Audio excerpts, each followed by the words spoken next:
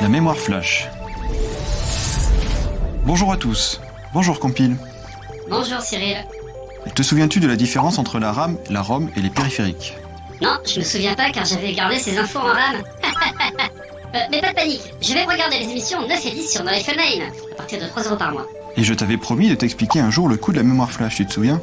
Oui, d'ailleurs, pourquoi ça s'appelle comme ça, la mémoire flash? C'est une bonne question, mais avant d'y répondre, il faut que tu comprennes ce que c'est exactement. Rappelle-toi que quand un ordinateur s'allume, il va chercher son programme de démarrage en ROM, car cette mémoire ne s'efface pas, même quand il n'y a plus de courant pour alimenter. Oui, contrairement à la RAM, qui s'efface à chaque fois que tu m'éteins, c'est bon, je sais. Seulement, il arrivait qu'on ait besoin de faire des mises à jour dans le programme de démarrage. Il fallait donc changer la puce qui contient la ROM. L'ancienne partait alors à la poubelle. Ah ouais, super pratique. Il fallait tout dessouder, et sans anesthésie, je parie. Et les droits des ordis, t'en fais quoi? Une première réponse est venue avec un certain type de ROM qu'on appelle EEPROM.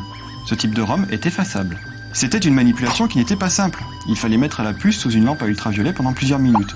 Et du coup, elle était vierge, et on pouvait la reprogrammer. Mais si on se trompait, il fallait refaire la manipulation et la repasser à l'ultraviolet. Mais je ne comprends pas. Les mémoires flash, pas besoin de les passer à l'ultraviolet pourtant. En plus, on peut les effacer comme on veut. Effectivement, c'était pas évident. Et dans la pratique, si par exemple on voulait remplacer la ROM d'un ordinateur par une EEPROM, il fallait quand même la dessouder pour la passer à l'ultraviolet. Concrètement, ça ne résout rien du tout, quoi.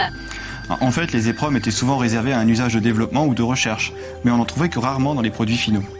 Ouais, les étudiants, les programmeurs, tout ce beau monde a souvent tâté de l'EEPROM. Et il a dû pas mal bronzer. Avec les avancées technologiques est donc apparu un nouveau type d'EEPROM ultra perfectionné, les EEPROM. Le E au début, c'est pour extra? Ah non, c'est pour électrique. Fini l'ultraviolet. On peut effacer la ROM en appliquant un courant électrique. On appelle cette manipulation flasher l'EEPROM, peut-être en référence à l'ancienne méthode avec les ultraviolets. Exactement comme pour la RAM en somme. Rien à voir. Le fonctionnement de la RAM est plus compliqué. Mais imagine le EEPROM comme une vitrine. En envoyant le courant dans le EEPROM, c'est comme si on ouvrait la porte de la vitrine et que tu pouvais alors en changer le contenu. Une fois que tu arrêtes d'appliquer le courant, la porte se verrouille et tu ne peux faire que regarder ce qu'il y a dans la vitrine sans y toucher. Oui, mais je ne vois toujours pas pourquoi on peut pas utiliser ça à la place de la RAM. Pour plusieurs raisons. La première, c'est que dans une EEPROM, quand on applique le courant électrique, ça efface la totalité de l'EEPROM d'un seul coup. Effectivement, tout de suite, c'est moins intéressant si on perd toutes les données d'un coup. La seconde, c'est que cette opération prend beaucoup de temps. Là où avec la RAM, on aurait eu le temps de faire, disons, des millions d'opérations, avec le EEPROM, on aurait juste eu le temps d'en faire une seule. D'accord, mais la mémoire flash dans tout ça? La mémoire flash, c'est un type d'EEPROM bien plus perfectionné, mais il reste quand même des inconvénients. Par exemple, dans une mémoire flash, si tu veux changer un octet, tu es bien souvent obligé d'effacer et de réécrire des dizaines d'octets. C'est donc très lent, et c'est pour ça qu'on l'utilise en tant que mémoire de masse.